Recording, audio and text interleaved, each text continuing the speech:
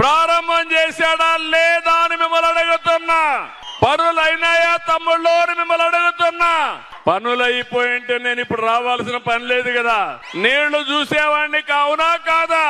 ఈ ప్రాంతానికి వచ్చాడు 22-20 ప్రాజెక్టు దగ్గరికే వచ్చాడు. ప్రాజెక్టు 31/8/2020లో పూర్తవుతుందని చెప్పాడు. చెప్పాడా లేదా?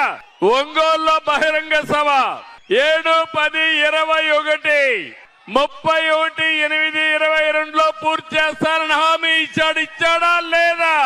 24/8/22 చీమకుర్తి సభలో 39/23లో పూర్తి చేస్తానడా లేదా? 12/4/23 ఇదే మార్కాపూర్లో బహిరంగ సభలో చెప్పాడు 31/10/2023లో పూర్తి చేస్తానని. కడాన 6/3/20